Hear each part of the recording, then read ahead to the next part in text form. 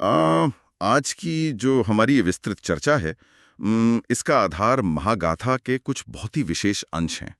और मतलब जब मैं इन पन्नों को खंगाल रहा था तो मुझे लगा कि हम सत्ता और लालच की बात तो बहुत करते हैं। लेकिन ये जो कथा है ये उन सब से कहीं आगे की चीज है। बिल्कुल, ये सिर्फ कोई पुरानी पौराणिक कहानी नहीं है। ये शक्ति के लालच, अंधी भक्ति और उस ब्रह्मांडीय छल की कहानी है जिसे हम माया कहते हैं। और हमारा आज का मिशन भी यही है, इस भस्मासुर की कहानी के जरिए ये समझना कि कैसे असीमित शक्ति अगर बिना विवेक के मिल जाए तो वो कैसे आत्मविनाश का कारण बन जाती है। हाँ, और सबसे कमाल की बात जो हम आज टटोलेंगे वो ये है कि जब ब्रह्मांड के नियमों की बात आती है तो स्वयं भगवान को भी अपने ही बनाए नियमों के आगे झुकना पड़ता है। सही कहा। ये एक ऐसा मनोवैज्ञानिक और दार्शनिक पाठ है जो आज के दौर में हमारी महत्वाकांक्षाओं से सीधा जुड़ता है। तो शुरुआत करें। हाँ, तो सीधे इस कहानी के आधार में उतरते हैं। कहानी की शुरुआत होती है एक असुर से। इसका नाम वृकासुर है। और दिलचस्प बात यह है कि वो शुरुआत में कोई बहुत बड़ा खलनायक नहीं है। नहीं, बिल्कुल नहीं। वो तो भगवान शिव का एक साधारण सा भक्त है। हाँ, उसकी जिंदगी एकदम साधारण चल रही है। लेकिन तभी वहां देवर्षि नारद आ धमकते हैं और दस्तावेजों में उन्हें साफ तौर पर परेशानी खड़ी करने वाले के रूप में दिखाया गया है। जो कि उनका एक बहुत ही क्लासिक रूप है। बिल्कुल। नारद उसके पास जाते हैं और मतलब उसके विश्वास की परीक्षा लेने की ठान लेते हैं। वो वृकासुर से कहते हैं कि कोई भी खुद को महादेव का सच्चा भक्त तब तक नहीं कह सकता जब तक वो उनके लिए घोर तपस्या करके कोई वरदान न पाले। और ये एक बहुत ही गहरा मनोवैज्ञानिक क्षण है।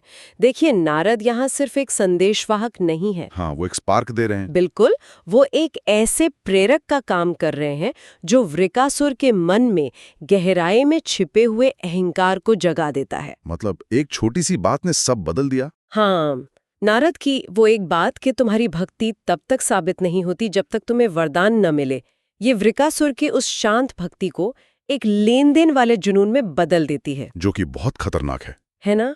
ये हमें सोचने पर मजबूर करता है कि क्या हमारी आस्था या हमारी मेहनत भी वास्तव में निस्वार्थ है या वो दुनिया को दिखाने की भूख से प्रेरित है। और ये उकसावा कितनी भयानक तरह से काम कर जाता है। वृकासुर अपने अहमियत साबित करने के लिए इतना उतावला हो जाता है कि वो सीधे कैलाश पहुंचता है और शिव का आह्वान शुरू कर देता है। और उसकी तपस्या कोई साधारण तपस्या नहीं थी। बिल्कुल नहीं। जो विवरण मैंने पढ़ा, सच में रोंगटे खड़े हो गए थे। सैकड़ों सालों तक तपस्या करने के बाद भी जब शिव प्रकट नहीं होते तो वृकासुर का धैर्य जवाब दे जाता है। वो उग्र हो जाता है। बहुत उग्र। वो एकदम हिंसक और भयानक अनुष्ठानों पर उतर आता है। लगातार 6 दिनों तक वो अपने ही शरीर के अंगों को काट काट कर आग में आहुति देने लगता है। मतलब सोचिए जरा। आग में अपने ही मांस की आहुति। और यहाँ जो सबसे आकर्षक या कहूँ डरावनी बात सामने आती है वो ये कि जैसे जैसे उसका मांस घट रहा था, उसका जुनून और बढ़ता जा रहा था। पागलपन हावी हो रहा था। बिल्कुल। जब इंसान किसी चीज को पाने की जिद में अंधा हो जाता है तो उसे अपना खुद का नुकसान भी दिखाई नहीं देता। और अगर हम इसे आज के संदर्भ में देखें तो ये बिल्कुल वैसा ही है जैसे लोग सफलता या मान्यता पाने की अंधी दौड़ में अपने शारीरिक और मानसिक स्वास्थ्य की बलि चढ़ा देते हैं। सही कहा। वृकासुर की भक्ति अब श्रद्धा तो रही नहीं थी, वो एक आत्मविनाशकारी पागलपन बन चुकी थी। और ये पागलपन अपनी चरम सीमा पर तब पहुंचता है जब वो अपनी गर्दन पर ही तलवार चलाने वाला होता है। ठीक उस आखिरी पल में शिव प्रकट होते हैं। वो हमेशा ऐन मौके पर ही आते हैं। हाँ, वो उसका हाथ पकड़ लेते हैं और पलक झपकते ही वृकासुर के शरीर को पूरी तरह स्वस्थ कर देते हैं। और यहाँ शिव उससे एक बहुत ही सीधा सवाल पूछते हैं। खून की कीमत वाला सवाल। हाँ, वो कहते हैं, तुम क्या चाहते हो वृकासुर, जिसके लिए तुम अपने खून की कीमत चुका रहे हो? और यहीं से कहानी अपनी धुरी पर घूम जाती है। शिव का ये पूछना कि खून की कीमत पर क्या चाहिए, ये साफ दिखाता है कि इतनी हिंसक तपस्या के पीछे की नीयत कभी भी शांति या मोक्ष नहीं हो सकती। मतलब जो खुद को इतना नुकसान पहुंचा सकता है वो दुनिया के प्रति कैसा होगा? उसकी महत्वाकांक्षा साधारण तो हो ही नहीं सकती। और वृकासुर जो जवाब देता है वो उसकी असली मानसिकता को खोलकर रख देता है। वो शिव से कहता है कि उसे एक ऐसा अनोखा उपहार चाहिए जो उसे शिव के सबसे बड़े भक्तों की श्रेणी में सबसे ऊपर खड़ा कर दे। और उसकी मांग सुनकर कोई भी कांप जाए। सच में। वो कहता है कि मेरे मांस को जादुई बना दें। मैं जिसके भी सिर पर हाथ रखूं वो तुरंत भस्म हो जाए, राख में बदल जाए। ये मांग अहंकार का चरम है। मतलब एक भक्त जो भगवान के सबसे करीब होना चाहता है, वो ऐसी मृत्युदायी शक्ति क्यों मांग रहा है? उसे शांति चाहिए ही नहीं थी। नहीं चाहिए थी। उसे खौफ पैदा करने वाली ताकत चाहिए थी। वो दुनिया को ये दिखाना चाहता है कि वो भगवान का सबसे प्रिय है, और इसके लिए उसने विनाश का रास्ता चुना। एक तरह की असुरक्षा है ये। बिल्कुल, एक गहरा असुरक्षा का भाव है जिसे वो इस खौफनाक ताकत से ढकना चाहता है। शिव भी ये मांग सुनकर अचंभित रह जाते हैं। वो उसे समझाते हैं कि ये वरदान तो बहुत ही हिंसक है, इससे कोई महान भक्त कैसे बन सकता है। लेकिन वृकासुर का तर्क देखिए। हाँ, वो जो तर्क देता है वो किसी भी सामान्य इंसान के गले नहीं उतरेगा। वो कहता है, आपका इतना भयानक वरदान देना ही ये साबित करेगा कि आप मुझसे कितना प्रेम करते हैं। इस मानसिकता को समझना बहुत जरूरी है। ये तर्क उन अस्वस्थ रिश्तों या बहुत ही टॉक्सिक माहौल की याद दिलाता है, जहां लोग विनाशकारी चीजों को प्रेम या वफादारी का प्रमाण मान बैठते हैं। जैसे, अगर तुम मेरे लिए गलत काम करोगे तभी तुम मेरे सगे हो। बिल्कुल वही। वृकासुर सोचता है कि अगर शिव उसे ये विनाशकारी ताकत दे देंगे तो इसका मतलब है कि शिव उस पर सबसे ज्यादा भरोसा करते हैं। और शिव, जिन्हें हम भोलेनाथ कहते हैं, उनकी प्रतिक्रिया इस पूरी घटना को और भी जटिल बना देती है। क्योंकि वो मान जाते हैं। हाँ, वो कहते हैं कि ठीक है, मैं तुम्हें आशीर्वाद देता हूं वृकासुर, और क्योंकि अब तुम किसी को भी भस्म कर सकते हो, इसलिए मैं तुम्हारा नया नामकरण करता हूं, भस्मासुर। मतलब शिव ने बिना ये सोचे कि ये असुर इस ताकत का क्या करेगा, उसे वो असीमित शक्ति सौंप दी। ये बहुत अजीब लगता है ना? शिव की इसी प्रकृति के कारण ही तो उन्हें भोलेनाथ कहा जाता है। वो परिणामों की परवाह किए बिना अत्यंत सरलता से वरदान दे देते हैं। लेकिन अगर हम इसे दार्शनिक दृष्टि से देखें तो यह एक बहुत बड़ी चेतावनी है। किस तरह की चेतावनी? कि शक्ति का बिना सोचे समझे या बिना किसी की योग्यता परखे दिया जाना हमेशा एक भयंकर खतरा पैदा करता है। जब किसी अयोग्य व्यक्ति को असीमित अधिकार मिल जाएं, तो तबाही निश्चित है।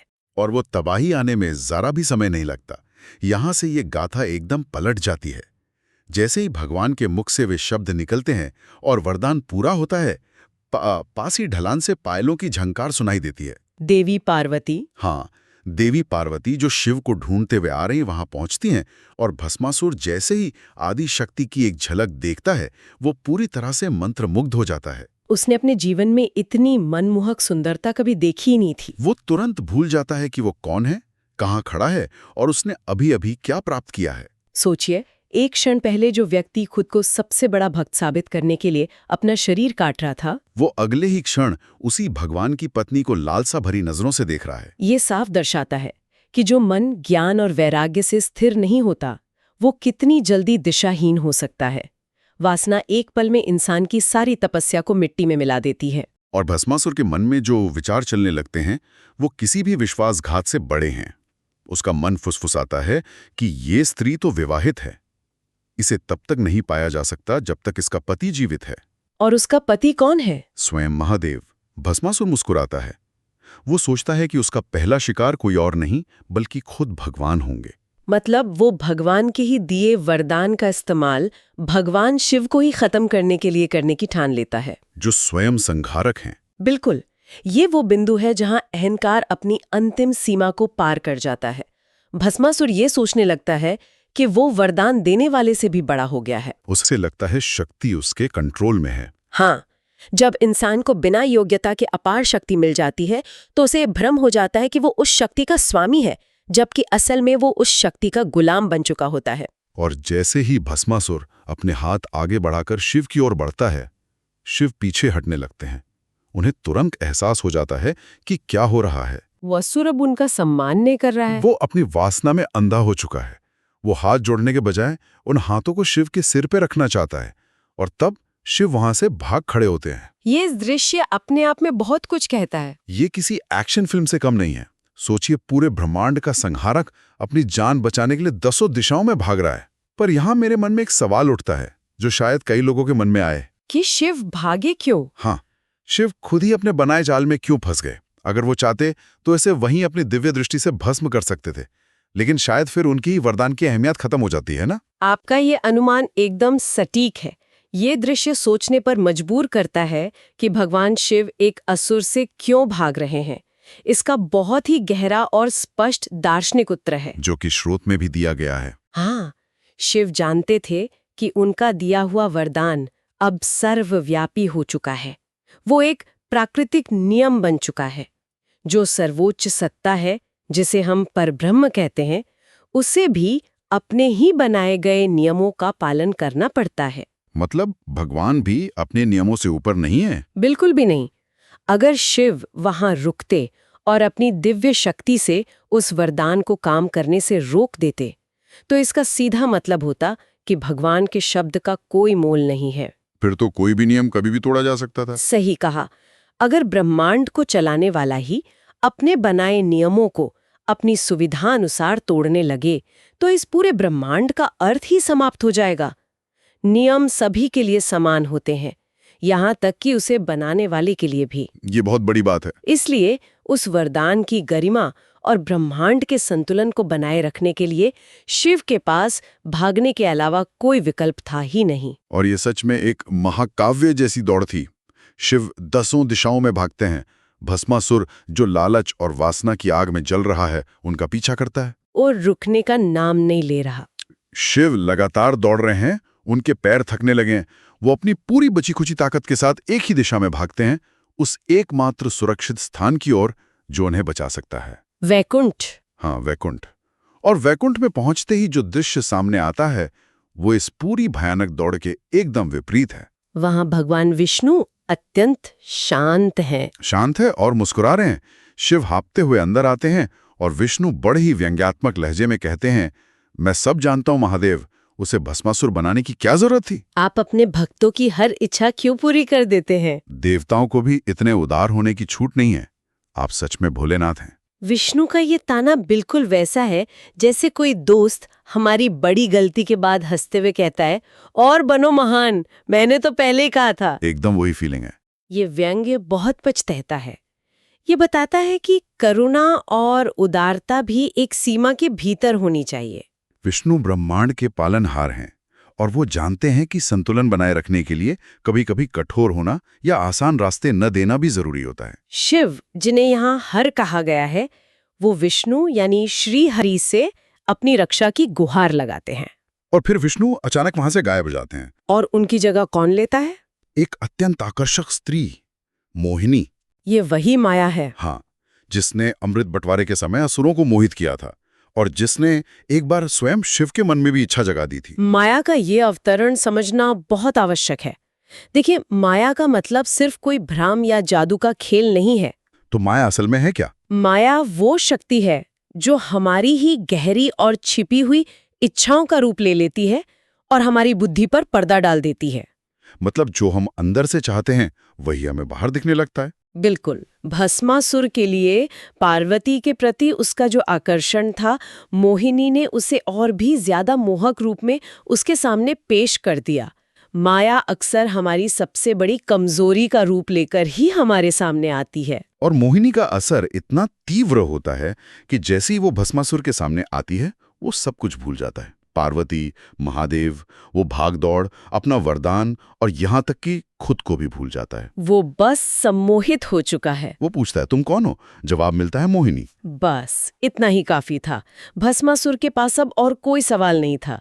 जब हमारी इंद्रियां किसी भारी आकर्षण में पूरी तरह डूब जाती हैं, तो हमारे सोचने समझने की क्षमता शून्य हो जाती है। मोहिनी उसका हाथ पकड़ती है और कहती है, आओ मेरे साथ नाचो। और यहां से शुरू होता है विनाश का वो सम्मोहक नृत्य, जो कि इस कथा का सबसे शक्तिशाली हिस्सा है। ये विवरण इतना सजीव है कि लगता है आंखों के सामने घट रहा हो। भस्मासुर अपनी खुद की इच्छा शक्ति पूरी तरह खो बैठता है। वो मोहिनी की उंगलियों से बंधी एक कठपुतली बन जाता है। उसका अपने ही शरीर पर कोई नियंत्रण नहीं रहता। बिल्कुल नहीं, वो पूरी तरह से मोहिनी की परछाई बन जाता है। ये एक बहुत ही गहरा रूपक है। जब हम अपनी इच्छाओं के गुलाम बन जाते हैं, तो हम वास्तव में कठपुतली ही बन जाते हैं। वो सोच रहा है कि वो नाच रहा है, लेकिन असल में उसे नचाया जा रहा है। उसकी सत्ता का नशा अब वासना के नशे में बदल चुका है। और वो हर एक कदम की नकल करता है। जैसे मोहिनी झूमती है, वो वैसे ही झूमता है। जब वो रुकती है, वो रुक जाता है। वो अपने ही अंगों को भूल चुका है। मोहिनी अपने पैरों पर घूमती है, वो भी घूमता है। मोहिनी अपने कूल्हे मटकाती है, अपना धड़ झुकाती है। भस्मासुर बिल्कुल वैसा ही करता है। वो हर मुद्रा, हर हरकत की नकल कर रहा है। और यहीं पर वो बारीकी छिपी है। ध्यान दीजिए, मोहिनी ने उस पर कोई हथियार नहीं उठाया। कोई युद्ध नहीं किया। उसने सिर्फ उसे एक आईना दिखाया। वो जानती थी कि भस्मासुर की सबसे बड़ी कमजोरी उसका अंधा लालच और उसकी बेकाबू वासना है। माया आपसे लड़ती नहीं है। माया कभी आपसे लड़ती नहीं है, वो बस आपको आपकी ही कमजोरियों के हवाले कर देती है। और फिर आता है इस महागाथा का चरम बिंदु। नृत्य करते करते पूरी तरह से सम्मोहन में डूबा हुआ भस्मासुर हर कदम पर मोहिनी की नकल कर रहा है, और तभी मोहिनी अपना हाथ अपने ही सिर पे रखती है। और भस्मासुर, जिसका विवेक पूरी तरह से नष्ट हो चुका है, जिसे अपना खुद का वो हिंसक वरदान याद नहीं है, बिना एक पल सोचे वो भी अपना जादुई हाथ अपने ही सिर पे रख लेता है। और पलक झपकते ही सब खत्म। वो भस्मासुर जिसने पूरे ब्रह्मांड के संहारक को दौड़ा दिया था, जो सर्वोच्च सत्ता के लिए खतरा बन गया था, वो अपने ही हाथ से राख के ढेर में बदल जाता है। और मोहिनी उस राख के ढेर के चारों ओर घूमते हुए हंसने लगती है। ये हंसी बहुत कुछ कहती है। ये हंसी जीत की नहीं बल्कि इस विडंबना की हंसी है कि कैसे एक शक्तिशाली प्राणी अपनी ही अज्ञानता से भस्म हो गया, खुद का ही दुश्मन बन गया। इस पूरी घटना का सार यही है कि मोहिनी ने भस्मासुर को नहीं मारा। भस्मासुर अपनी ही बनाई गई शक्ति और अपने ही लालच का शिकार हो गया। शक्ति जब विवेकहीन होती है तो वो आत्मघाती बन जाती है। तो इस सब का असल में क्या मतलब है? हम इस पौराणिक कथा से आज की दुनिया में क्या सीख सकते हैं? बहुत कुछ। अगर हम इसे आज के सूचना और शक्ति के युग में देखें तो ये कथा बेहद प्रासंगिक लगती है। बड़े बड़े निगम जो बिना सोचे समझे पर्यावरण का दोहन कर रहे हैं, या वो तकनीकें जो बिना किसी नैतिक विचार के बनाई जा रही हैं, क्या वे सब आधुनिक भस्मासुर नहीं हैं? ये बहुत ही सटीक उदाहरण है। आज हमारे पास तकनीक, सूचना और संसाधनों के रूप में असीमित शक्ति है, लेकिन केवल ज्ञान या ताकत का होना ही काफी नहीं है। उसे इस्तेमाल कैसे करना है, ये ज्यादा जरूरी है। बिल्कुल। ये समझना कहीं अधिक महत्वपूर्ण है कि उस ताकत का उपयोग कैसे और कब किया जाए। भस्मासुर की कहानी हमें ये चेतावनी देती है कि कोई भी आसान रास्ता, चाहे वो सत्ता पाने का हो या सफलता पाने का, अगर वो बिना विवेक और सही समझ के प्राप्त किया गया है तो वो अंततः आत्मविनाश की ओर ही ले जाता है। शक्ति हमेशा जिम्मेदारी के साथ आनी चाहिए। ये तो हुई कहानी के निष्कर्ष की बात, लेकिन इस विस्तृत चर्चा को समाप्त करने से पहले चलिए एक बहुत ही गहरे और उत्तेजक विचार पर गौर करते हैं, जो सीधे इसी कथा से उपजा है, लेकिन हमें एक नए नजरिए से सोचने पर मजबूर करता है। वो क्या है? हमने चर्चा के बीच में देखा कि कैसे भगवान शिव भी अपने ही द्वारा बनाए गए नियमों यानी उस वरदान से बंधे हुए थे। हाँ, अगर वो उस नियम को तोड़ते तो ब्रह्मांड का अर्थ ही खत्म हो जाता। अब इसमें गहराई से विचार कीजिए, क्या हम भी अपनी रोजमर्रा की जिंदगी में कुछ ऐसा ही नहीं कर रहे हैं? किस तरह से? हम अपनी सुविधा के लिए कुछ आदतें बनाते हैं, कुछ आसान रास्ते अपनाते हैं, या अपनी दुनिया के कुछ नियम तय करते हैं जो उस समय हमें छोटे वरदानों की तरह लगते हैं। ये तुलना बहुत ही विचारणीय है। हम अपनी दिनचर्या, अपने काम करने के तरीके खुद तय करते हैं, ये सोचकर कि ये हमारे लिए फायदेमंद है। पर क्या समय के साथ वही आदतें, वही नियम और वही आसान रास्ते इतने शक्तिशाली नहीं हो जाते कि वे हमें अनजाने में नियंत्रित करने लगते हैं? हम उनके गुलाम बन जाते हैं। क्या हम खुद अपनी ही बनाई हुई आदतों और व्यवस्थाओं के सामने बेबस नहीं हो जाते? ये हमें ये सोचने पर मजबूर करता है कि क्या हम भी अपनी ही बनाई किसी माया के जाल में इतने उलझ गए हैं कि बस एक मोहिनी के इशारे का इंतजार है। क्या हमारी ही बनाई हुई ताकतें, हमारी ही आदतें एक दिन हमारी सबसे बड़ी कमजोरी साबित होने वाली हैं? ये एक बहुत ही डराने वाला लेकिन जरूरी सवाल है। यही वो सवाल है जो मुझे दस्तावेजों में पढ़ते हुए सबसे ज्यादा परेशान कर रहा था। क्या वो राख का ढेर हमारी ही किसी अनियंत्रित इच्छा का परिणाम हो सकता है? ये एक ऐसा विचार है जिस पर हम सबको अकेले में बैठकर जरूर सोचना चाहिए। अपनी बनाई हुई उस माया को पहचानना ही शायद उससे बचने का एकमात्र रास्ता है। बिल्कुल। इसी विचार के साथ हम आज की इस गहरी चर्चा को यहीं विराम देते हैं। इस पर गहराई से विचार कीजिएगा।